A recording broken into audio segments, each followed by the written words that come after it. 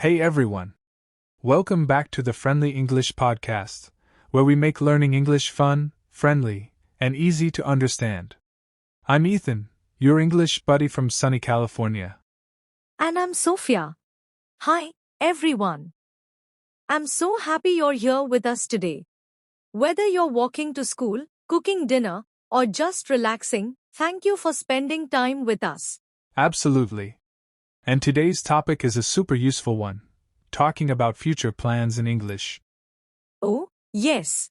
We all make plans for tomorrow, for next weekend, for next year, and being able to talk about those plans clearly in English is really important. That's right. So today, we'll show you how to talk about your future plans naturally, the grammar you can use, and we'll share some examples and fun practice ideas too.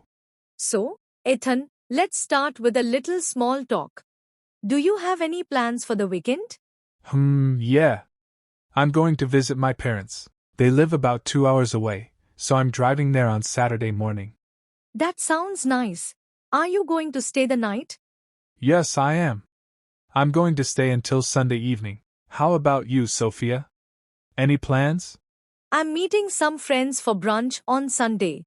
We are going to try a new cafe that just opened. Yum! I love brunch, breakfast and lunch together. Exactly. So, listeners, you just heard both of us talking about our plans, and did you notice the grammar we used? We used going to a lot. For example, I said, I'm going to visit my parents, and Sophia said, I'm going to try a new cafe. Right. Going to is used when we already have a plan, something decided before the moment of speaking. Let's break it down.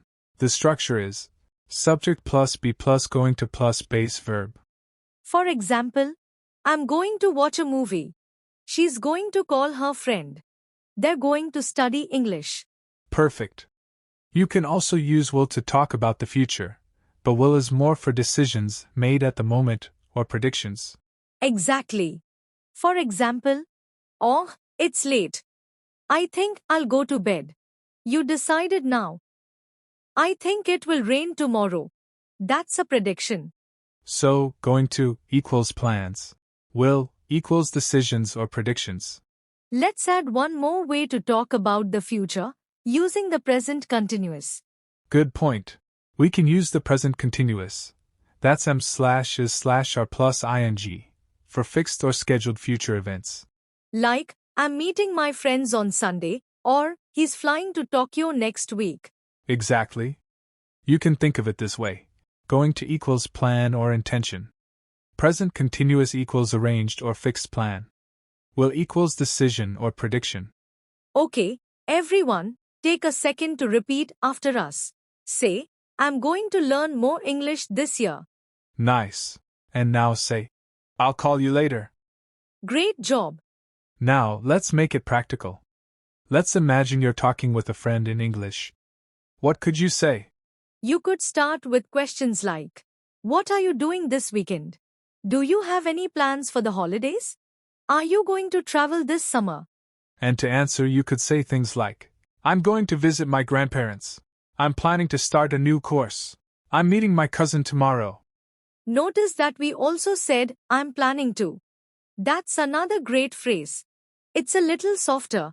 It means you have an idea, but maybe it's not 100% decided. Right. For example, I'm planning to buy a new laptop soon. Or, we're planning to move next year. You can also say, I'd like to. That's polite and natural.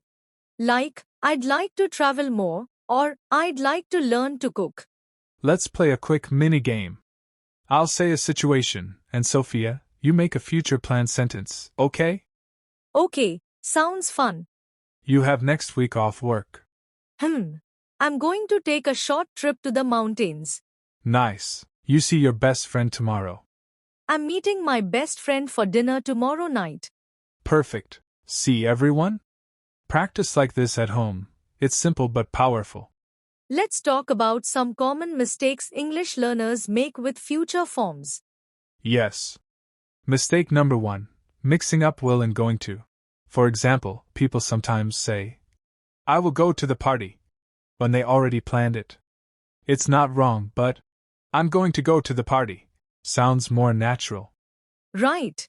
Mistake number 2. Forgetting the be verb in going to. You have to say, I'm going to, not I going to. Exactly. Remember, I'm, your, he's, she's, we're, they're going to. And mistake number 3. Using the wrong tense for fixed events. For example, I go to the dentist tomorrow. It's better to say, I'm going to the dentist tomorrow. Good one. Alright, it's time for a mini speaking challenge. We'll ask you some questions. After each one, pause the podcast and answer out loud. Ready? Number 1. What are you going to do this weekend? Number 2. What are you doing next month? Number 3. What would you like to do next year? Nice. Speaking your answers out loud helps your brain and mouth work together. It really improves your fluency. Okay, let's review what we learned today. We talked about 3 main ways to talk about the future. 1. Going to, for plans and intentions. 2. Will, for quick decisions or predictions. 3. Present continuous, for scheduled or arranged events. And we also learned some extra phrases. I'm planning to, I'd like to, both great for talking about your future in a friendly, natural way. Exactly. So now, we'd love to hear from you. What are your future plans? Yeah. You can leave us a comment on our website or social media. Tell us what you're going to do next weekend, or what you're planning to do next year. We might share some of your answers in a future episode. And don't forget to practice with a friend. Ask them about their future plans and share yours.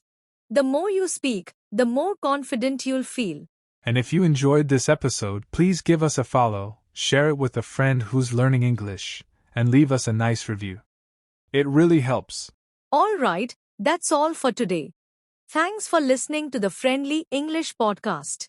Keep learning, keep smiling, and keep speaking English. Bye, everyone. See you next time.